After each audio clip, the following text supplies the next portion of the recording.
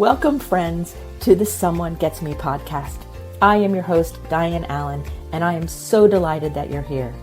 This podcast was created because I believe there is a visionary leader inside each one of us who is waiting to be seen. In each episode of Someone Gets Me, you will hear useful tips from successful visionaries who will share their stories about how being seen has allowed them to take their vision out into the world with action. Have the guts to be extraordinary.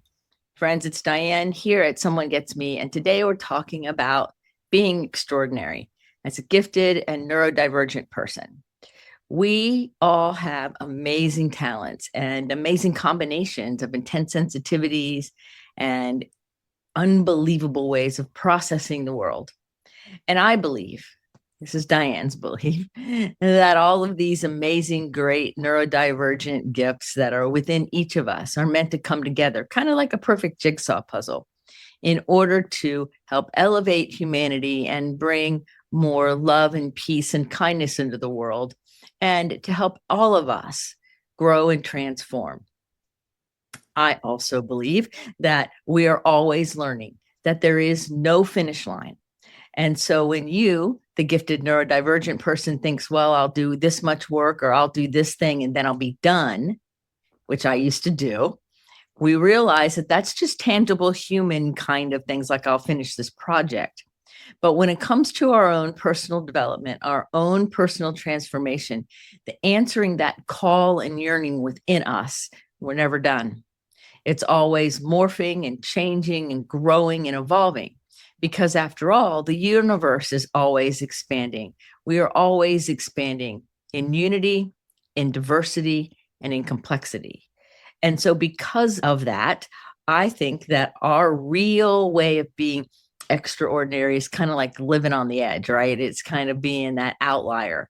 It's that person who's willing to stand up and maybe look a little bit different or act a little different or have different humor, that is actually the catalyst and the hope agent, if you will, to bringing all of the people around them and then collectively all of humanity into a more loving, peaceful, kind, good place. All those words, So the real power comes from living on the edge.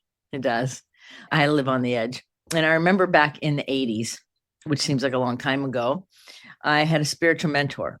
Now, I did not know he was a spiritual mentor. He was the medical director of a treatment center I was working in, and I really resonated with him. An amazing, amazing man. And one time I was going on a vacation, and he said, well, when you're on this vacation, go to a place where you're in nature and it's quiet all around you, and just sit still. And then ask what is yours to do. Well, that sounded really easy. And I was thinking, what's mine to do? Run the next group or teach this or do that. I really did not have the awareness back then that there was something much more profound that was about to happen. But because I believe in following directions and because I really respected this person that I didn't yet call my spiritual mentor, I did it. So on the way back, I had driven from Florida to Washington, D.C. to visit a friend of mine. And on the way back, I took part of the Blue Ridge Parkway.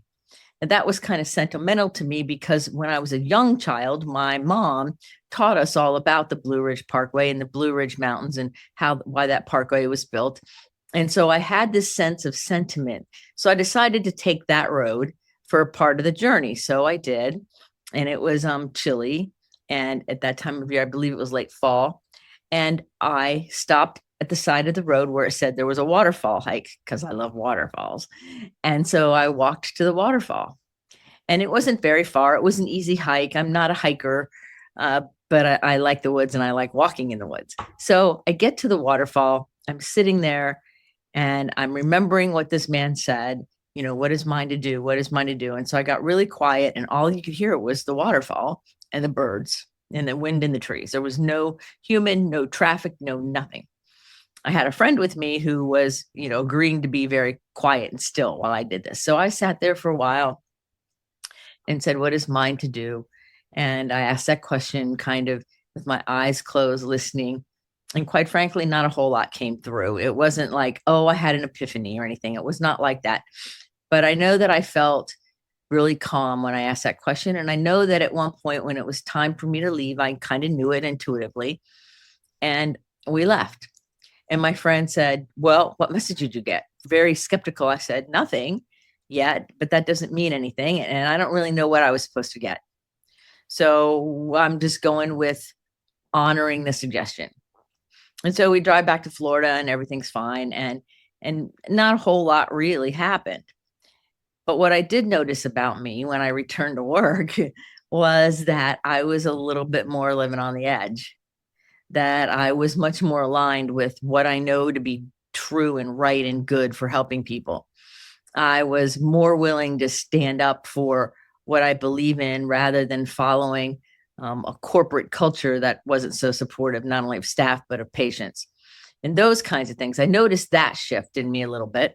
And I had a conversation with my friend who was the medical director there. And we talked for a while. And he said, just keep holding on to that and see what happens.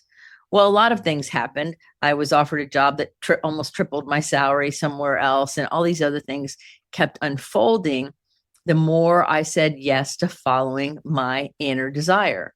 Now, my inner desire has always been to help uplift humanity and be that voice in that person for somebody, whatever that meant, right? And whether it was therapy or being a good friend, because when I was in high school, it was very traumatic in my household and very chaotic. It was not good at all. The outside looked great. The inside was a war zone. And I remember suicide crisis lines were just coming into existence at the time. And I called one of them because I was really having a hard night. They put me on hold a couple of times and then said, sorry, we can't help you, and hung up. And so I vowed in that moment that nobody who ever comes into my presence would feel dismissed and unheard ever again. Like, that's wrong. And it really plummeted me into a depression back then because I had this belief that nobody would hear me, not even the professionals. So I learned after this message, years later, like 15 years later, that what is mine to do is inspire and educate. And those two words kept coming to mind: inspire, educate, inspire, educate. And I'm like, well, they kind of go together. And I didn't see myself as particularly inspirational at the time. But I do know that I was willing to say yes. So my real power lied in that time of me living on the edge of what I thought I could do, me living on the edge of the boundaries I had for myself that I didn't even know were holding me back. Because what that lesson taught me was there's much more for me to do. There's much greater things. There's more richness and depth to life when you follow your heart, when you follow your intuition, when you follow your vision. Or as I would say, and let many people say, when we follow our calling, because we have to be willing to leave the past behind in order to do it. And so what some people do, and I have clients that do this, they try to bring their past with them, and it's kind of like a ball and chain around your ankle, right? They try to bring the past with them and then make a new future. And that's not how it works. I had to be willing to let go of all the past I could understand to let go of in order to be able to embrace what was happening in the new part of my life. So I had to be willing to let it go. Now, the rule is, so as I've learned later, or the spiritual law is, we have to be willing to release what no longer serves us, hang out in the liminal space, and then receive what will serve us. And that's kind of where the faith is, right? Because what most of us want to do is, I'll let this go the moment I see the good thing. That's not how it works. It works by us saying, I release what no longer serves me. I'm releasing the things that are in the way, and I have trust and I have faith that the right things will come into place. And that's what's happened my entire life since then. Every time I say I'm going to follow what my higher calling is in my vocation, I go after it, and I'm on point and I'm focused, and something really amazing happens, bigger than I can imagine. And yes, there have been ups and downs, lots of them. And it's always worked out in a way that's better than I can imagine. And so one of the lessons I learned, and I want you to hear this because I think this applies to many of us, is We have to be willing to leave the pack, the group, the neurotypical, the average, the common belief system. We have to be willing to leave that in the past. We have to be willing to step out into our own. And the vision I always have when I think of this is I love watching the Tour de France. And I'm not really a cyclist, but I enjoy sports and athletics. And I really love the scenery that they go through and the challenges and each day and the teamwork and all of the things that go into the Tour de France. But the first thing I notice when I watch it every time, and it so applies here, is those people in the front part of the pack, that's usually 3 to 5 riders, and then there's a big break, and then there's the peloton, right? Well, those breakout people are what I'm talking about. They're living on the edge. They are going after it in a different kind of way. And so we have to be willing to do that in our life. We have to be willing to leave the pack and go out in a way that serves us in an amazing, amazing way. And that's how we live our vision. And that's how, as a neurodivergent person, we learn more and more to honor our unique learning style, our unique processing, our amazing way of doing things. And we then become more in touch with the invisible ethers all around us, like the fish swimming in the water. It's our water. It's the mystery, and it's the invisible power. Oh, I'm getting goosebumps. It's the immeasurable way that we can see how powerful and awesome the world is. And we get to be part of it. And we get to be part of creating something amazing with our unique gifts. Because each one of us has unique gifts and opportunities and callings. And because there was no conference call, it's all individual. And that's what's so fun, right? People say, well, Diane, I'll never be like you. Well, you don't want to be like me. You want to be you, right? You don't want to be me. You want to be you. And I don't want to be you. I want to be me. And I love to honor you, though. I love to honor how you do things. I love to honor that you live on the edge and you're an outlier and a maverick. I love that you think differently than the average person. I love that your humor is something that some people can't even understand, that it takes a minute because the way you think. I really love how you collect things and notice things and synthesize ideas in new and impressive ways. I love that about you. And that's living on the edge in a culture that wants everybody to be even and the same. And so I applaud you for that. So we want to understand too that we are asked spiritually to live our own calling and not copy someone else or try to. So it's like funny because I was working in a place a long time ago, and I left there, and they, for whatever reason, wouldn't let me take all my intellectual property with me that I brought to the place. So it was mine before, whatever, right? Because when I look back at it, it's like they wouldn't know what to do with it anyway, because you can't copy me. You can't take something that drew down for Diane and make it yours. It doesn't work. You can try, but it doesn't work. As just like I couldn't do that for your thing. We're all meant to bring our own ideas, our own paradigms, our own functioning, everything to the world. So I am powerful in my way, and you're powerful in your way. And so when we all come together, the synergy of all of our vision and power and authenticity and authority all come together. And that's what makes the magic happen. That's how come I do my retreat. That's how come I like to do the gifted get-togethers on Zoom, where we just all get together. Because when 2 or more are gathered, when we all come together in person right there, there's a synergy in the energy of who we are, and our extraordinary way of living becomes evident and obvious, and it's honored. I take part in an emotional support group for musicians and people in the music industry, and there's that same synergy because there's an understanding in the way people see the world. And as a neurodivergent person, there's an understanding in the way that we see the world, and it's not the same as the pack. So we're the riders in the front, and then the peloton's there. Now they're still in the race. They're still coming along. They're not with us, and that's okay. They're not supposed to be. So there's 3 things that I think that are really important for us to always do. One is to listen. Listen with our mind and our ears, and listen with our heart. So we're listening to words and information and content, and we're listening to the people around us. We're listening to what they say and what they're not saying.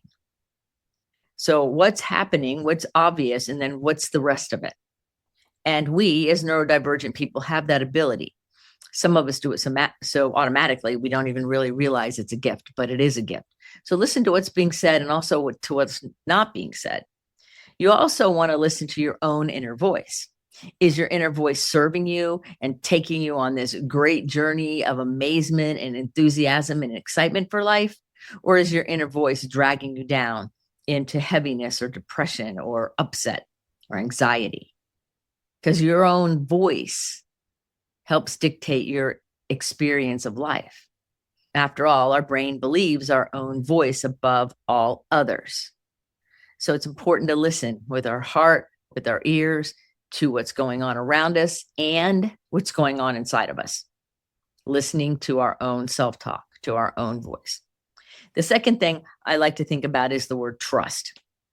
Now, trust means consistency over time. So if you're always 10 minutes late every time we have an engagement to do together, then I can trust that you will be 10 minutes late. So people use the word trust kind of like only with, I can't trust him or I can't trust her. Well, there's more than that. It's consistency over time. So if you're always early by 10 minutes, I can trust that you will be. In fact, I have several clients that get on Zoom and they're always 10 minutes early. I can get on 15 minutes in advance, and sure enough, right at the 10 till mark, they show up because they believe in being on time. And for them, 10 minutes early is on time. I respect that. And we want to trust ourselves. We want to trust the world that we live in. We want to trust the idea that if we follow our inner extraordinary calling, that we'll be supported and cared about and cared for in ways we can't even see all the time. Because first you have to say yes to the calling, and then the support and the avenues show up, not the other way. You can't be like Missouri, the show me state, and say, I got to see it first and then I'll say yes. Not how it works. We have to be willing to say yes and open ourselves up, and then we go from there. If that makes any sense, I think it does. And then the third step is we have to be willing to act. Now, our actions include our words, our body language, whether we're breathing or not, our speech, of course, and our physical actions. And so it includes all of the human experience about whatever our calling is. So my calling, it has to do with education and inspiration. So when somebody says, hey, Diane, will you talk at this event, or you write this article, or will you, fill in the blank? What I do is I ask myself, is this opportunity going to align with my calling of inspiration and education? If it does align, if my answer is yes, then I get to say yes to the invitation, if it's something that attracts me. If it does not align, even if it's attractive to me, my answer is, I'm sure I'm not able to, but here are some resources that might get you there.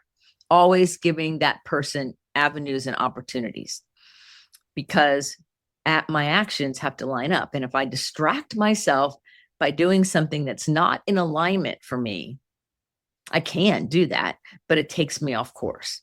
It takes me off my edge, takes me off that part of me that is bringing something to the world that's greater than me. So we want to listen with our heart and our mind to what's being said and what's not being said. Also to our inner voice, like our epiphanies, our downloads, our inspired ideas. Or we want to have trust, right? And then after we listen, we want to trust. We want to trust the world, the universe, our own intuition, our own message. And the more we pay attention and the more we trust, the more we can discern and the more we can trust. It builds on itself. And then we want to take appropriate action, whatever that would be, to go with what we're hearing, what we're feeling, what we're sensing, and how we trust the world. We have to be willing to do that. And that doesn't mean we're going to do it perfectly, because we're not. There's going to be days we're going to mess it up. I was just telling a young man I'm working with right now, there are days you are going to nail it and everything is right on point, and you are going to think that nothing can touch you. And that's true. at that moment. And then there's other days you're going to mess it up. You're going to think thoughts that you probably don't want to think, and you're going to do all these things. You're going to have a tricky day. And that's okay too. Because sometimes it's in those tricky days, it's in those difficulties, it's in those self-deceptions and that self-betrayal sometimes where we learn our greatest lessons to elevate ourselves even more and to bring along more people with us to a greater expression of life. So all of it can be used as a way for us to come more fully into our calling. But we want to know how to do that without spiritually bypassing. We want to feel the experiences and live through them and present ourselves to the world in that way, on the edge, of course, and without bypassing it. In other words, without just staying in our head and thinking our way through without the feeling experience with it. Because see, many people are scared to death. They are afraid to honor their instinct and their intuition and their calling. And I have people come to me and they go, I have this idea, I have this thing I want to do, but it feels so big, I can't do it. Well, what I say is it feels so big, you have a mentor or a coach with you who helps you take off bite by bite by bite. And then pretty soon, as you grow into the person who can receive the bigger calling, you'll be ready for the calling when you get there. Of course, you're not ready for it right now because you haven't done the work to get there. But as you go down the road, you will. And so it's very important to honor your intuition, honor your instinct, honor who you are, honor what's going on so that you can then keep growing.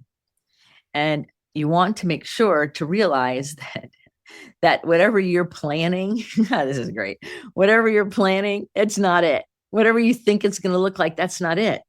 It's not it, because you can only plan and see your vision from where you're standing right now. But it's bigger than that. It's more beautiful. It's magnificent, actually. But we have to be willing to walk the road in order to shed what's no longer serving us and bring into our life what will serve us. And so we have to shed the fear, all of that, I call it static, that gets in the way of our inspired life, because living on the edge is an inspired life. That means we're following our higher calling. That means we're following the higher principles of living over staying with the pack and just doing the humdrum boredom thing that is very hard for any neurodivergent person to do. So we want to choose our inspiration over fear. You want to choose being inspired over being scared. Now, the same young man also said he was afraid of a few things. And I said to him, you're afraid of success. You keep sabotaging. Self-sabotage comes from the fear of success. The fear of success comes because we have a belief system, known or unknown to us, that something about being successful has a quality we don't want. And a lot of people say, yeah, if I get real successful, I'll have to be more responsible. If I'm successful, I'll have to fill in the blank. And they don't want to do that. And so therefore, they sabotage their own success. Sometimes it's conscious. Sometimes it's not. Sometimes it's a blend. But the point is, if we're going to live an inspired life, we have to understand there's like a whole range, right? There's a range from the sweetness and beauty of intuition and living in the flow and allowing ourselves to just go with the creative juices of us. And then the other side is reason, always in our mind, intellect, Excel spreadsheet, line item list, right? We have both sides. And so we each get to say, okay, how is this going to play with me? How am I going to use the understanding that I could be at either extreme or any blend in the middle? And which of those places works for me today? Now, the cool thing is we change over time. My calling of inspiration and education has changed over time. It has changed from working with teachers in classrooms to teaching my own things, to running groups, to running treatment centers, to doing ministry and studying theology. All of it has all come through me and more. And so now my expression of inspiration and education is all about supporting neurodivergent people and gifted people to come into their own, to live on their own edge, because I believe that those of us that have that deep heart's desire to do something good for the world, that we're the ones called to help create a better world. So we have to say yes. So many people don't say yes. So many people say no because they don't know what to do. Well, I made that decision in the 80s to say yes. And one of the things I say is I say yes, no matter what my human self says. I'm going to do what my instinct and my intuition and my connection says to do. That's how I started Visions Applied. That's how this podcast, Someone Gets Me, got started. It was an idea from someone else, said, you should do a podcast. I'm like, really? And they're like, oh, yes, you should do a podcast. This was in 2017. And every week since then, a new show has come out. Every week. Because I know that it's important. It wasn't on my radar till it was suggested. I tried it on. I listened.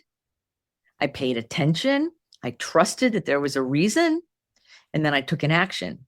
Because I know that if it wasn't meant for me to do, as I was taking the action, it would fall away, or I would see, no, that was a bad idea. But that's not what happened. What happened was, in the first 21 days of this show being live, it was in 21 countries. And I didn't advertise anything. And I wasn't even ever trying to advertise or monetize. I just want to support people and educate and inspire. And it all lined up that way. So the show still goes on. Yeah. So we can follow our gut, and it can look like something we never thought before. We can choose to respect our intuition and respect what our calling is, or we can choose to live in fear and hold ourselves back and have that chronic sense of dissatisfaction and misery. You get to choose the path. So what do you choose? Do you choose inspiration? Do you choose following your calling? Do you choose to use your guts to be extraordinary and live on the edge? Is it okay with you to be an outlier or somebody who lives outside of the norm in order to bring your vision to life? Is it? I know that all the people I work with, we all have these different kinds of things where we're working toward shedding the old understandings of things and growing into a new way of living. And each one of us has our own path.